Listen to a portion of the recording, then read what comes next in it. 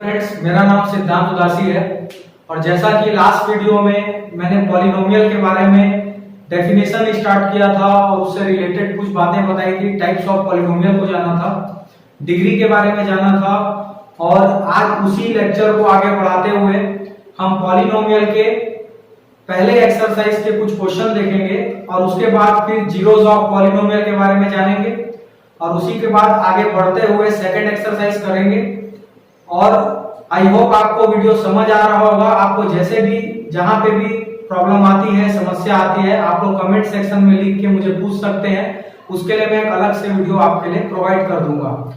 तो चलिए आज का सेशन शुरुआत करते हैं और एक्सरसाइज फर्स्ट में हमको डिवाइड वाले क्वेश्चन करने हैं, जिसमें हमको किसी एक पॉलिनोमियल को दूसरे पॉलिनोमियल से डिवाइड करना होगा। तो बहुत ही आसान प्रोसेस है, हम इससे प्रीवियस क्लासेस में भी सीख चुके हैं, इसीलिए हम एक दो क्वेश्चन देखेंगे इसका, उसके बाद फिर हम नेक्स्ट टॉपिक पे आते हैं। आइए इस क्वेश्चन को हम देखते हैं कि किस तरीके से डिवाइड होगा। इसमें हमें क्वोशेंट एंड रिमाइंडर दोनों फाइंड करना है। यहाँ पर एक जानकारी रखना है हमको एक बात का कि जब भी हम डिवाइड करेंगे तो जिस पॉलिनोमियल को डिवाइड कर रहे हैं उसकी डिग्री चेक करेंगे और जिससे डिवाइड करना है डिवाइजर की डिग्री चेक करेंगे। आप डिविडेंड की डिग्री हमेशा डिवाइजर से बड़ी होगी। जिस तरीके से यहाँ पे हम देख रहे हैं कि पहला वाला जो पॉलिनोमियल बना है, आप इसमें देख सकते हैं कि इसकी डिग्री कितनी है, 3 है। तो ये क्यूबिक पॉलिनोमियल हुआ। दूसरी डिग्री जो हम देख रहे हैं वो कौन सी है, यहाँ पे 1 डिग्री है। y+1 मतलब एक लीनियर पॉलिनोमियल हुआ। तो हम यहाँ पर क्यूबिक को लीनियर से डिवाइड करने वाले हैं। ठीक है, ध्यान से देखते चलेंगे इसको किस तरीके से करना है। हम यहाँ पे डिवाइड का साइन बना लेते हैं। 2y³ plus 4y² plus 3y+1, ये आपका डिविडेंड हो गया। लेफ्ट में आपको डिवाइजर को लिखना है। डिवाइजर हमारा है y+1। देखेंगे पूरा प्रोसेस। आप यहाँ पे सबसे पहले डिविडेंड के फर्स्ट टर्म को देखेंगे। डिविडेंड का फर्स्ट टर्म यहाँ पे कितना है, 2y³ और डिवाइजर का फर्स्ट टर्म कितना है, y। आप पहले डिविडेंड के फर्स्ट टर्म को डिवाइजर के फर्स्ट टर्म से पहले डिवाइड करेंगे। अलग से करके देख लीजिए। 2y³ को जब मैं y से डिवाइड करूंगा तो आपको दिख रहा है कि y एक पावर यहां से कैंसिल हो जाएगा, तो आपका आंसर आ जाएगा 2y² आ जाएगा। ये चीज आपको रखना है यहाँ पे क्वोशेंट में, 2y²। और इसके बाद आपको इस y+1 को 2y² से इंटू करना है। तो जब y का इंटू 2y² से करेंगे तो आपका जवाब आ जाएगा 2y³ और जब आप 1 का इंटू 2y² से करेंगे तो आ जाएगा प्लस 2y²। अब यहाँ पर आपको साइन चेंज करना है। तो ये प्लस में है तो ये माइनस हो जाएगा, ये प्लस में है ये भी माइनस हो जाएगा।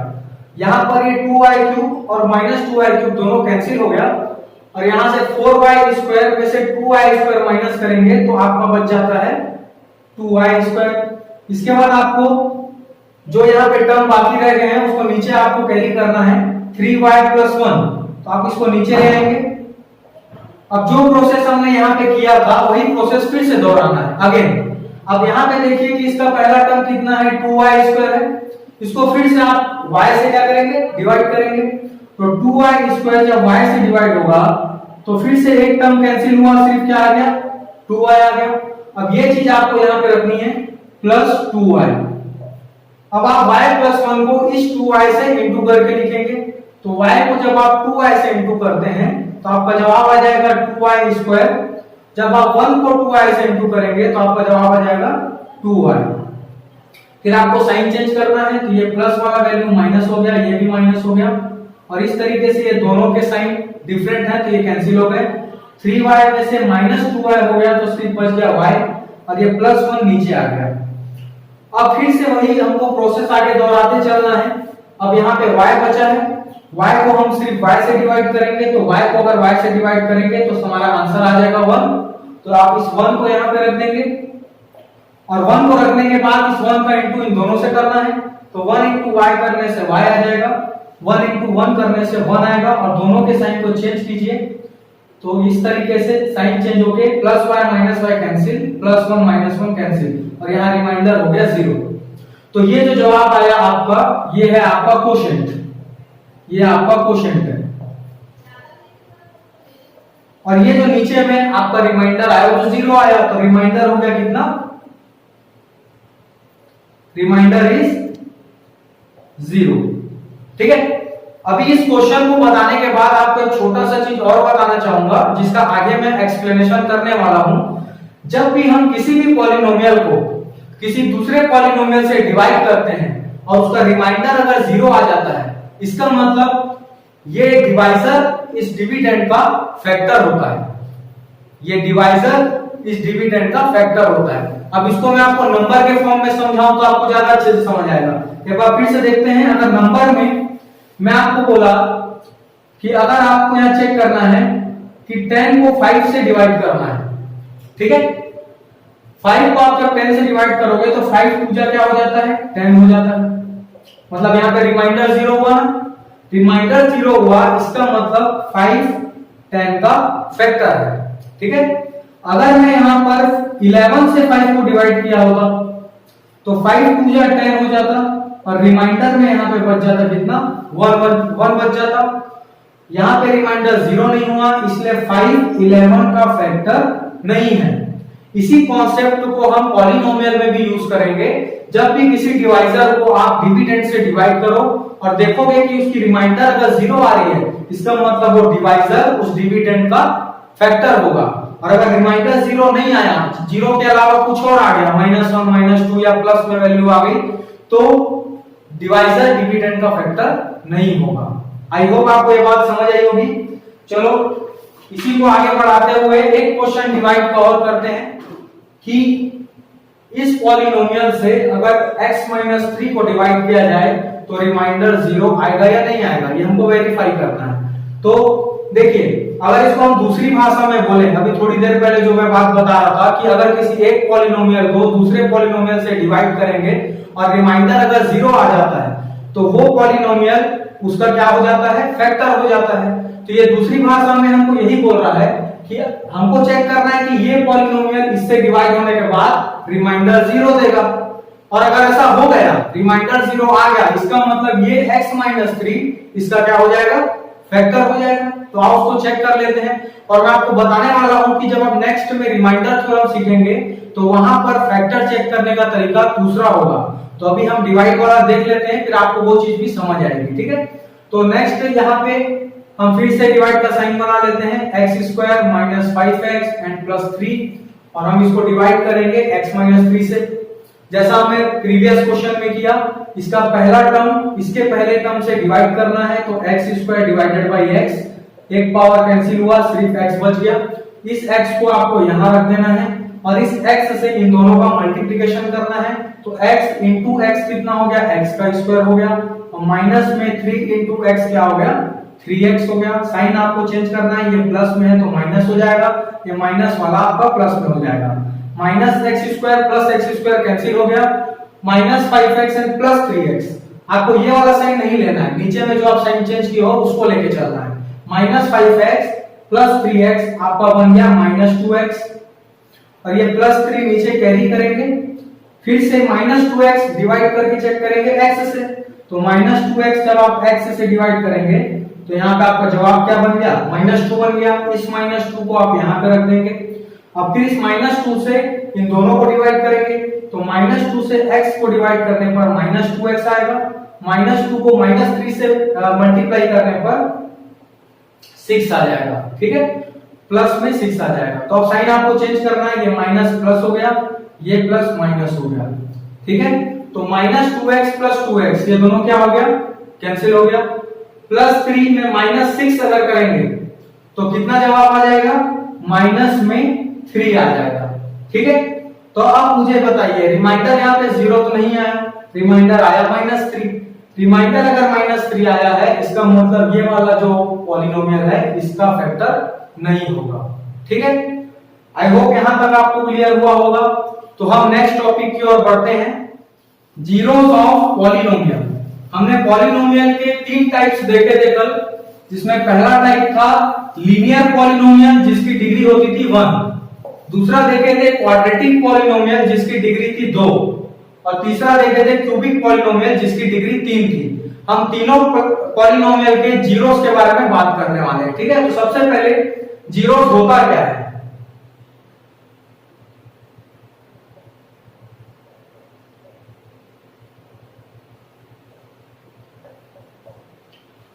अगर आपके पास कोई भी पॉलिनोमियल है, ठीक है, सपोज p ऑफ x, अभी मैं यहाँ पे p ऑफ x क्या है वो नहीं लिख रहा हूं, ठीक है। p ऑफ x की जगह में आप कोई सा भी आप पॉलिनोमियल रख सकते हो, आप वहां पे लीनियर भी रख सकते हो, क्वाड्रेटिक भी रख सकते हो, क्यूबिक भी रख सकते हो, वो आपकी चॉइस है। आप ये समझिए मेरे पास एक पॉलिनोमियल है जो कि किसमें है, x में है। अब मेरे को इस पॉलिनोमियल के जीरो की बात करनी है, ठीक है। तो ये p ऑफ x यहाँ जो भी वैल्यू दिया होगा, ठीक है, आप यहाँ पे सिर्फ ये देखेंगे कि आपको x की जगह कोई ऐसी वैल्यू रखनी है, इस x की जगह कोई ऐसी वैल्यू रखनी है जिससे कि ये पूरा पॉलिनोमियल जो है वो जीरो बन जाए, ये पूरा पॉलिनोमियल क्या बन जाए, जीरो बन जाए। सपोज मेरे पास एक वैल्यू है a, ठीक है, मैं उसको पॉलिनोमियल में x की जगह पुट किया और मैं देखा कि मेरा पॉलिनोमियल a का जवाब जीरो आ रहा है, ठीक है। तो अगर इस a को रखने से पॉलिनोमियल की वैल्यू जीरो आ रही है, इसका मतलब ये जो a है ना, ये a is zero of polynomial p of x, ठीक है। अब इसको एक छोटे से एग्जांपल के थ्रू समझाता हूं तो और ज्यादा अच्छे से समझ आएगा। एग्जांपल फर्स्ट, मैं आपके सामने पहले एक लीनियर पॉलिनोमियल ले लेता हूं, ठीक है। लीनियर पॉलिनोमियल में ले लिया, मान लो p of x is equal to x minus 2, ये एक लीनियर पॉलिनोमियल है ना, x की डिग्री यहाँ पे 1 है, मतलब ये लीनियर पॉलिनोमियल हुआ। अब मुझे इस पॉलिनोमियल का जीरो फाइंड करना है, ठीक है। तो यहाँ पे हम क्या देख रहे थे कि x की जगह कोई ऐसी वैल्यू रखें जिससे कि पॉलिनोमियल का आंसर क्या आ जाए, जीरो आ जाए। तो आप यहाँ पर इस पॉलिनोमियल को देख के बताइए कि इस x की जगह पे ऐसी कौन सी वैल्यू को मैं रखूं जिससे कि ये पूरा पॉलिनोमियल क्या बन जाए, जीरो बन जाए। तो क्या होना चाहिए जवाब? आपको सिंपल सा समझ आ रहा है कि यहां पर हमको दो रखने से ये पॉलिनोमियल क्या बन जाएगा, जीरो बन जाएगा। सिंपल सी बात है ना। जब आप p ऑफ 2 रखते हैं, x की जगह 2 पुट कर देते हो तो 2 माइनस 2, इस पॉलिनोमियल की वैल्यू क्या आ गई, जीरो आ गई। इसका मतलब 2 is zero of x minus 2। बात समझ आ रही है ना। नेक्स्ट एक और ले लेते हैं।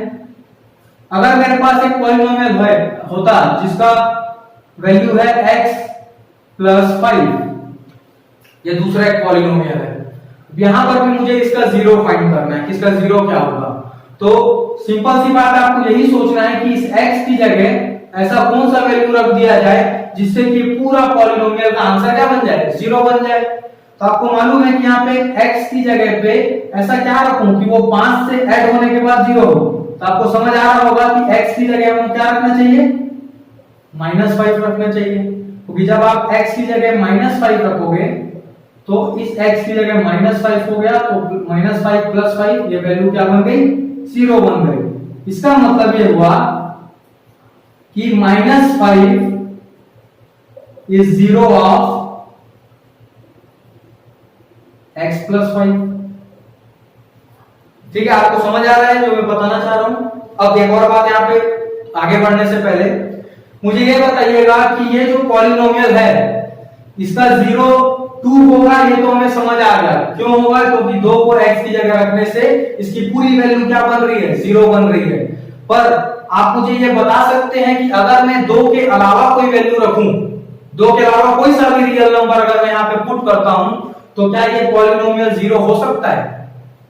आई रिपीट अगेन, अगर मैं x की जगह कोई ऐसी वैल्यू रखूं 2 के अलावा अगर मैं कोई दूसरा रियल नंबर पुट अप करूं, तो क्या ये पॉलिनोमियल 0 होगा?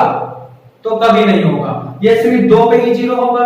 इसका मतलब ये आपको समझ आ रहा है कि a linear polynomial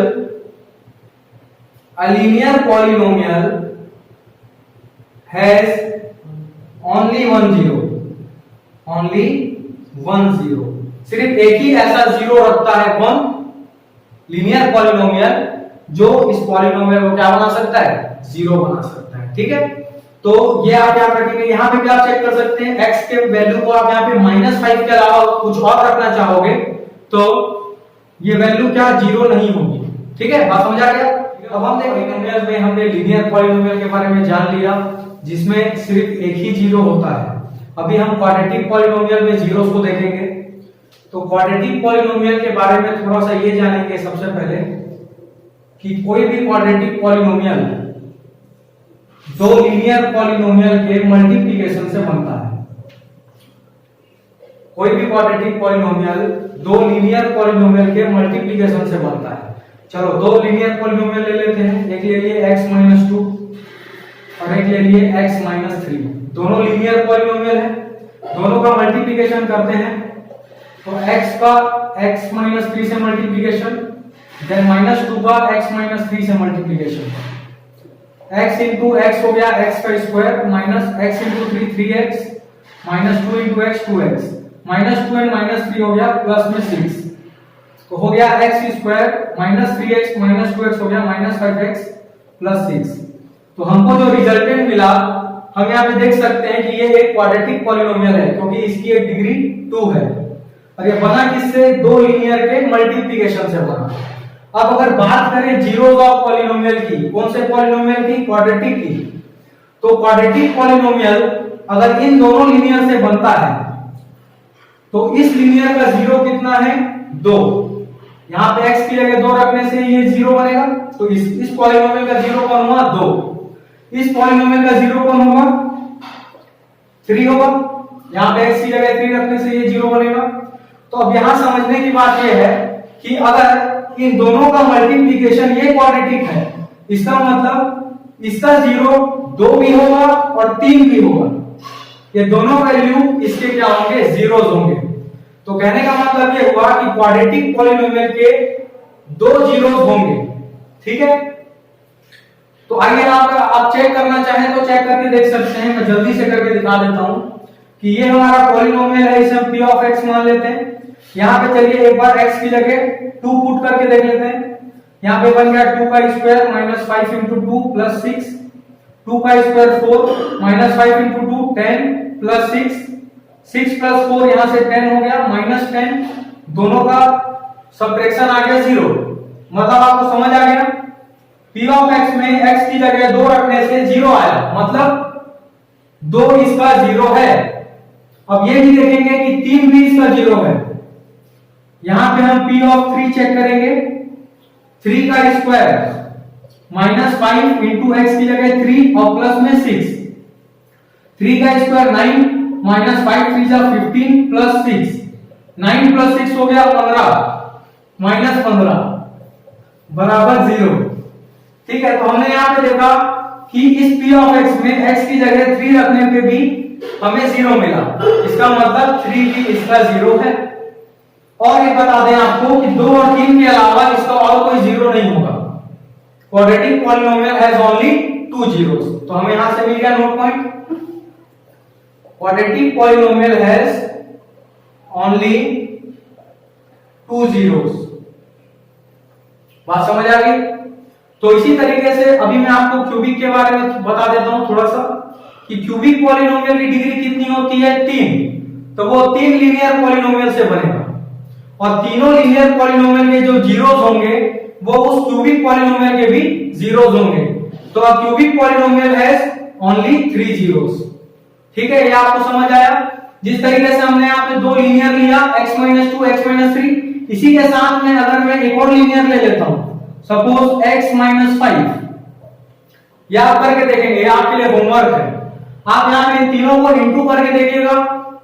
इंटू करने के बाद आपको दिखेगा कि जो क्यूबिक पॉलिनोमियल आपने रेडी किया उसके 3 जीरोस होंगे और कौन कौन से होंगे, इसका 0 एक 2 हुआ, इसका 3 और इसका 5। तो 2, 3 and 5 are zeros of cubic polynomial. ये बात आपको समझ आ रही है, ये आप करके देखेंगे। अब हम लोग अपने नेक्स्ट टॉपिक की ओर चलेंगे, रिमाइंडर थ्योरम। और रिमाइंडर थ्योरम समझने के बाद हम थोड़ा फैक्टर थ्योरम के बारे में जानेंगे और उसके बाद हमारा सेकंड एक्सरसाइज स्टार्ट करेंगे। आप लोगों ने छोटी क्लासेस में 4th एंड 5th में जब डिवीजन पढ़ा होगा चैप्टर मैथमेटिक्स में, तो वहां पर एक वेरीफाई का फॉर्मूला देखा होगा। Dividend is equal to divisor into quotient plus remainder. तो उसी फार्मूले का यूज यहां मैं करने वाला हूं, लेकिन वहां पे हम नंबर्स के लिए पढ़ते थे, यहां पे हम पॉलिनोमियल के बारे में जानेंगे कि अगर हम किसी पॉलिनोमियल, इफ पॉलिनोमियल हम ले लेते हैं f ऑफ x, ये कोई भी पॉलिनोमियल हो सकता है, लीनियर, क्वाड्रेटिक, क्यूबिक, कोई सा भी हो सकता है, मैंने जनरल फॉर्म में f ऑफ x मान लिया। If f of x divided by, हम इस f ऑफ x को डिवाइड करेंगे किसी एक linear polynomial x minus a से। ये x माइनस a में a की जगह कोई भी रियल नंबर हो सकता है, ये एक लीनियर पॉलिनोमियल है।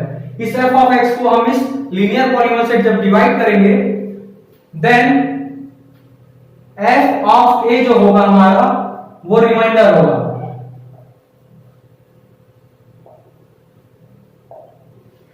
इस सेंटेंस को समझिएगा कि f ऑफ x जो पॉलिनोमियल है, अगर हम इसे x माइनस a से डिवाइड करते हैं तो f ऑफ a की जो वैल्यू होगी वो रिमाइंडर की वैल्यू होगी। इसको हम अभी प्रूव भी करेंगे।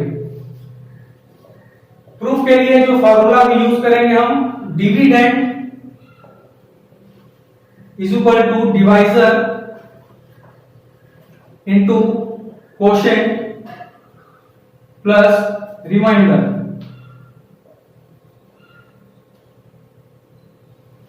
तो डिविडेंड हमारा यहाँ पे क्या है, f ऑफ x। तो डिविडेंड की जगह में हम रख देते हैं f of x is equal to, divisor कौन है, x माइनस a। हम x माइनस a से डिवाइड कर रहे हैं तो डिवाइजर की जगह x minus a into quotient. जब भी हम इसे डिवाइड करेंगे f ऑफ x से तो कुछ ना कुछ कोशेंट आएगा और वो भी एक पॉलिनोमियल होगा। तो यहाँ पे हम मान के चलते हैं कि यहाँ पे कोशेंट आ जाएगा q of x plus remainder कोई वैल्यू आएगी रियल नंबर, तो हम उसे स्मॉल r से रिप्रेजेंट कर देते हैं। अब यहाँ पर मुझे ये प्रूफ करना है कि f ऑफ a जो है वो रिमाइंडर होगा। तो हम x की जगह a पुट करके देखते हैं, तो ये f ऑफ a बन जाएगा। चेक करते हैं कि f ऑफ a की वैल्यू रिमाइंडर आती है कि नहीं। तो यहाँ पे हम पुट करेंगे, put x is equal to a, और यहाँ पे हम x की जगह a पुट करने के बाद चेक करेंगे, यहाँ पर x की जगह a into Q of x की जगह यहाँ पर a हो गया, प्लस में r आ गया रिमाइंडर। अब यहाँ पर आप देखिए कि a माइनस से क्या हो जाएगा, 0। तो 0 into Q of a plus में r। तो 0 को जब हम किसी भी वैल्यू से इंटू करेंगे तो वैल्यू क्या आएगी, 0 आएगी, और प्लस में है r। तो आंसर क्या आ गया, 0 plus r is equal to r।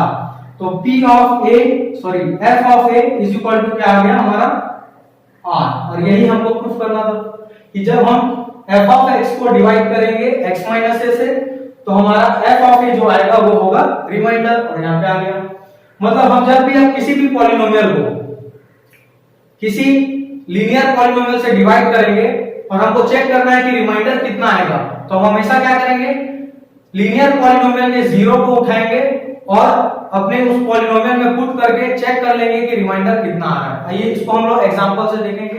देखिए इस क्वेश्चन को समझिए कि अगर हम इस पॉलिनोमियल p ऑफ x को इस पॉलिनोमियल से अगर डिवाइड करेंगे, x प्लस 1 से डिवाइड करेंगे, तो रिमाइंडर क्या होगा, फाइंड द रिमाइंडर। तो हमको अभी रिमाइंडर थ्योरम में समझ आया है कि हम लीनियर पॉलिनोमियल के 0 को उठाकर f ऑफ x में पुट कर देंगे तो हमें रिमाइंडर मिलेगा। तो यहां पर वही लॉजिक को लगाना है, सॉल्व करके देखते हैं। इस x प्लस 1 का 0 कितना होगा, हम यहाँ चेक कर लेते हैं। x प्लस 1 को 0 के इक्वल ले लेते हैं, x की वैल्यू आ गई -1। तो हमको क्या पता चला कि इस पॉलिनोमियल का 0 कौन है, -1। अब इस -1 को हम इस p ऑफ x में पुट अप करेंगे और चेक करेंगे कि वैल्यू क्या आता है। तो x की जगह मैं यहाँ पुट कर रहा हूँ -1, यहाँ पुट करेंगे x की जगह -1 का क्यूब प्लस 3, x की जगह -1 का स्क्वायर -5, और ये x की जगह -1 और प्लस में 8। कैलकुलेशन करेंगे, -1 का क्यूब करने से कितना आएगा, -1 आएगा, प्लस -1 का स्क्वायर करने से +1, और +1 का 3 से इंटू करेंगे तो 3 आ गया, माइनस माइनस हो गया प्लस, 5 1 जा 5, और ये प्लस में 8। तो यहां से पॉजिटिव वैल्यू को ऐड कर लीजिए, 8 + 5 13, 13 + 3 16, और 16 में -1 किए तो आ गया 15। तो हमारा आंसर कितना आया, 15। इसका मतलब ये हुआ कि जब हम x प्लस 1 को इससे डिवाइड करेंगे तो रिमाइंडर कितना आएगा, 15 आएगा। तो हम यहां लिखेंगे रिमाइंडर इज इक्वल टू 15।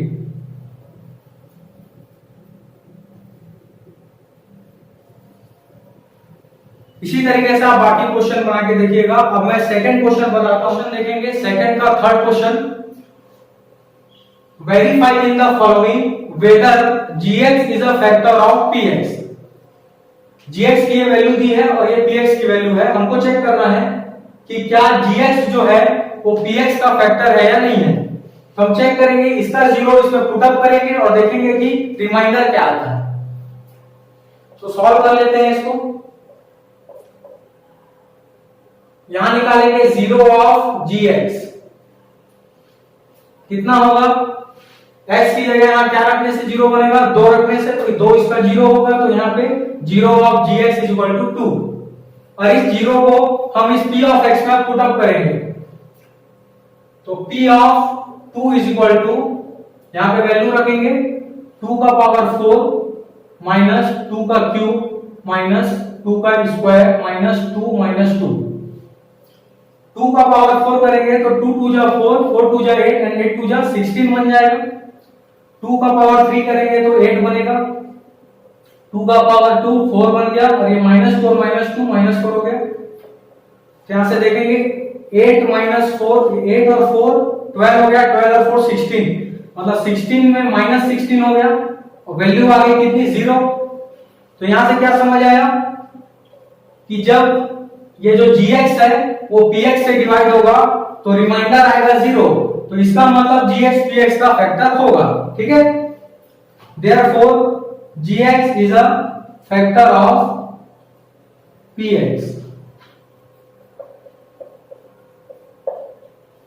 अब हम देखेंगे क्वेश्चन नंबर थर्ड। अब थर्ड क्वेश्चन देखेंगे।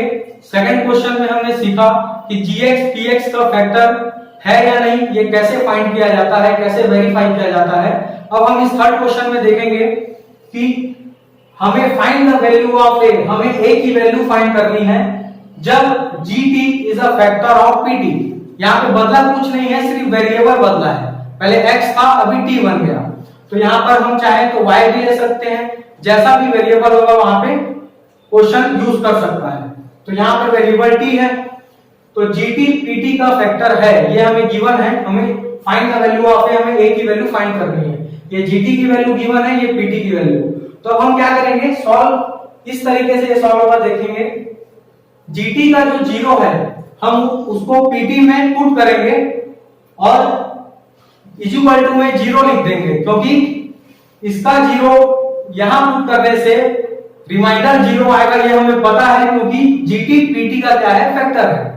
तो यहां पर हम लोग उसे यूज कर लेते हैं, zero of gt is equal to, इसका जीरो कितना होगा, t की जगह 3 रखने से जीरो होता है, तो इसका 0 3 बन गया। अब इसके जीरो को हम इस pt में पुट करेंगे। यहां पहले लिख देंगे कि सिंस gx जो है, gx is a factor of px। ये बात हमें कौन बोल रहा है, ये बात हमें क्वेश्चन बताया। क्वेश्चन में लिखा है कि when gt is a factor of, sorry ये t होगा, gt is a factor of pt। इसीलिए हम यहां पे लिख सकते हैं देयरफॉर कि p of 3 is equal to 0 आएगा। ये बात हम लिख सकते हैं ये क्वेश्चन, क्योंकि ये बात हमें पता है।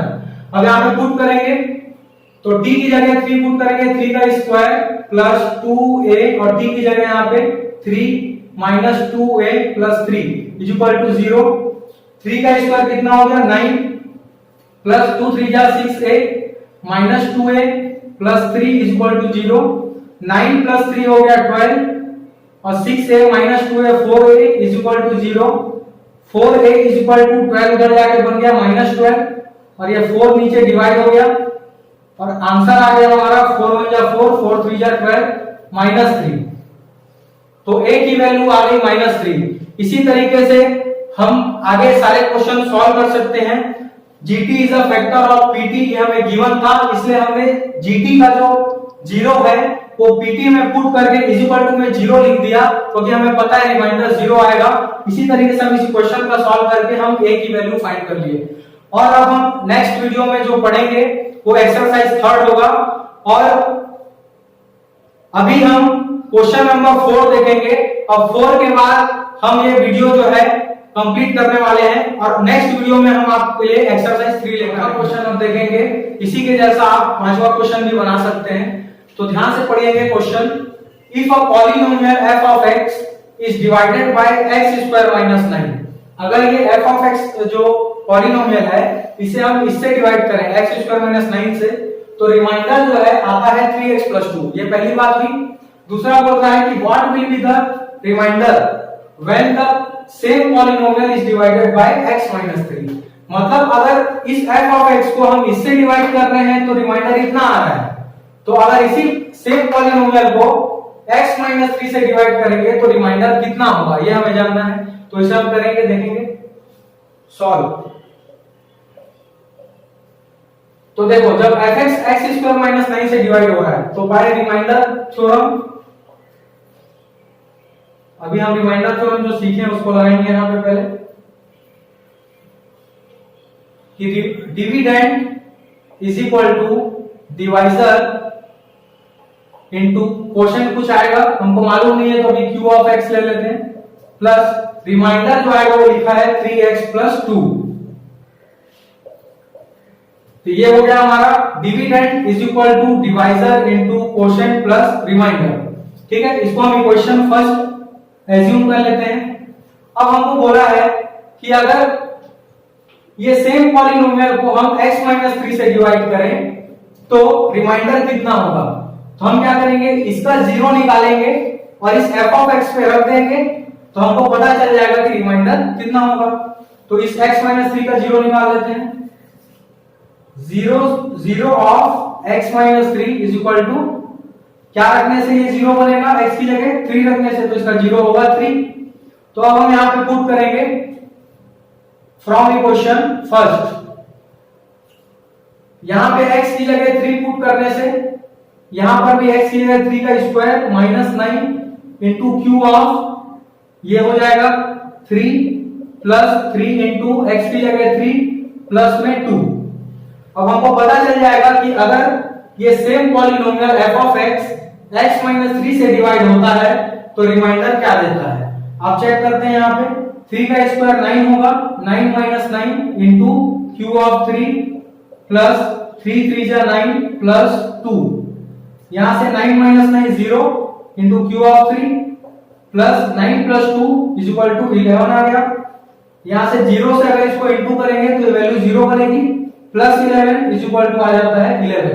मतलब क्या समझ आया कि अगर x minus 3 को हम इससे डिवाइड करेंगे तो जो रिमाइंडर होगा वो कितना होगा 11। f of 3 is equal to 11। I hope आपको क्वेश्चन समझ आया होगा। अगर आपको कोई भी डाउट होता है तो आप कमेंट सेक्शन में लिख सकते हैं। और आज हमारा सेकंड एक्सरसाइज खत्म हुआ जिसमें हमने जाना कि रिमाइंडर थ्योरम क्या चीज है और फैक्टर थ्योरम क्या है, और उसी के साथ साथ हमने सेकंड एक्सरसाइज के क्वेश्चन देखे।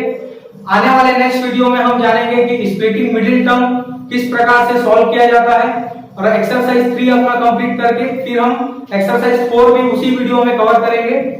और इसी तरीके से मैं सारे चैप्टर के वीडियो बनाते रहूंगा। आपको जो भी प्रॉब्लम आती है आप कमेंट सेक्शन में लिख सकते हैं, और प्लीज वीडियो को लाइक एंड सब्सक्राइब करें। धन्यवाद।